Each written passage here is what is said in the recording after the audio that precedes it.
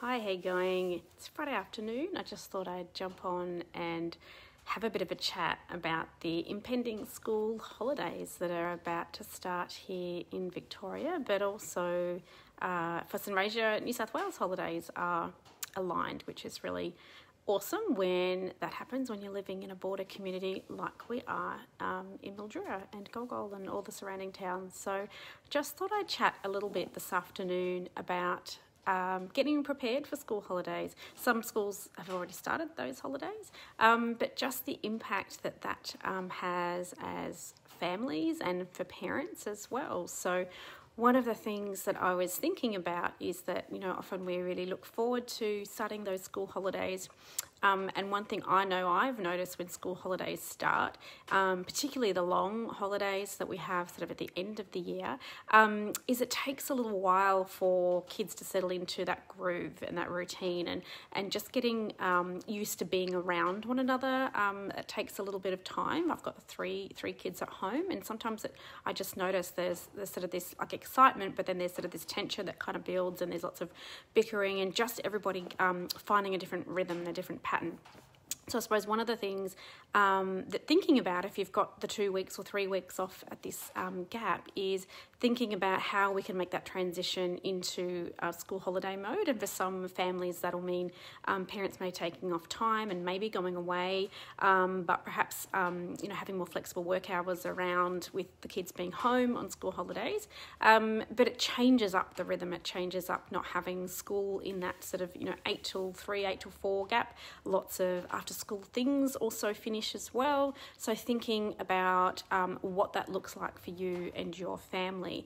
For some families, it's a real relief to just not have to have those extra things, especially if school or extra things are particularly stressful or anxiety provoking for your children and for your family. So thinking about how you can, really reconnect, how you can create some really cool family memories, have some time, have some decompression, and just kind of have time to focus on yourselves and focus on your hobbies and those kinds of things.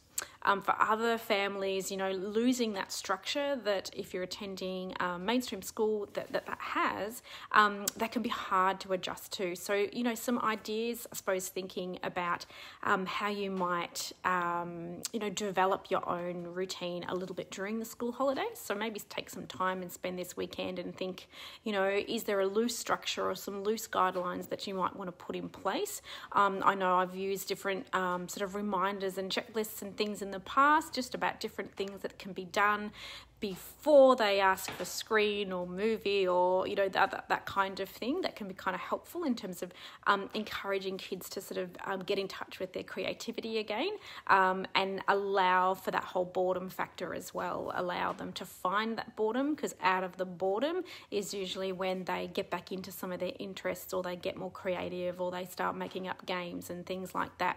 So remembering that is likely to happen again each school holidays. I know I'm kind of like, of course that happens. It happens every school holidays. They kind of go through this sort of little scritchy kind of getting used to it pattern, and then they find their groove in the sort of the second week or third week or whatever it might be.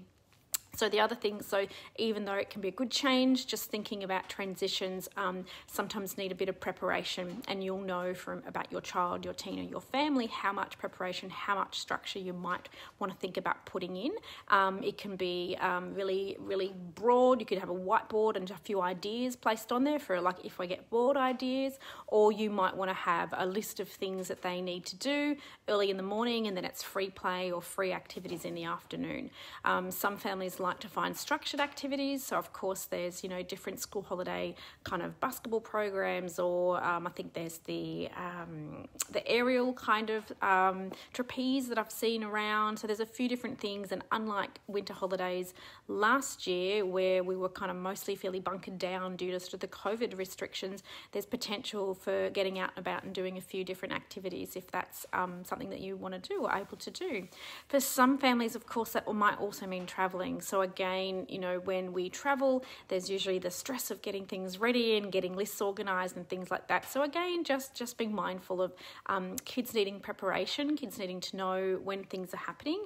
So even kids who kind of seem to go in the flow, like during that school term, when we make a change and have a new kind of timetable, I suppose, for our school holidays, I'm thinking about how we can communicate that for kids so that it's not overwhelming, so they kind of have a bit of a pattern or a bit of a, you know, an idea of in mind about what's kind of coming up.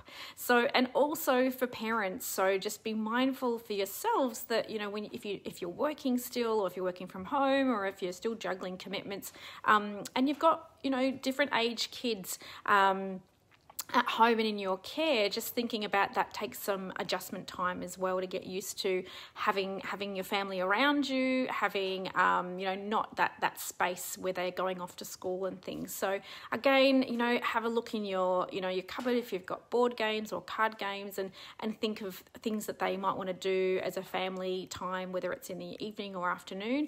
Have a think about some outdoor activities that everybody might be able to be a part of, because I think, you know, school holidays can be a really good time to kind of connect with children and with teens as well. So thinking, you know, is there something, and especially if you've got, you know, more than sort of 2 or 3 kids, having one-on-one time, seeing if you can find some time over those holidays where you can find pockets of time where you can just really just connect with your child, really see how the term has been going, see how they've been sort of sitting emotionally, and really just listen to them. That's the main thing that you can do, is just be there to listen, to let them feel heard. If they need to debrief about how things have been, and yeah, let them know that you're there. That's the biggest and most important thing when we're thinking about our kids and how can we help them, is less instruction giving, less advice giving, more just listening and sitting with them and letting them know that you care and you're here for them. So the other really cool thing is asking the kids, you know, what they are hoping for the school holidays. Do they have some ideas? Do they have some projects in mind that they would like to put on the table as an idea? So yeah, if you don't do family meetings at all, I've never done one, maybe call a family meeting and ask for ideas about brainstorming something and how we can make these school holidays as fun, as rejuvenating as possible. So that's all I have for you this afternoon. Next week I will still be working, because I am actually running our groups at the practice with Brightside Therapy and Learning with Danielle. We've got Minion Mayhem kind of coming up for our junior kids, and we've got Dragon Days, which is going to be really cool for our grade 3 and up kids. So that's going to be great. And then a couple of weeks after that, I've got my Glimmer program for parents who are new to autism or new to learning about neurodiversity with their child or the teenager. That will be my online group program that is beginning. So I think that groups are possibly full, but I think at junior we did have one spot, but I think that's taken as again. But just thinking about for future school holidays, if you've missed out this time but you're thinking that you'd like your child, or you know somebody that might be interested, just let us know, because we'll be running them again in September. But if you're interested again in my online parent group programs, let me know, and I'll see whether it's a match for you. So have a really awesome weekend, whatever you're doing, and again, wishing you all the best for that transitioning into the school holidays. And I will talk with you next Friday afternoon. Take care.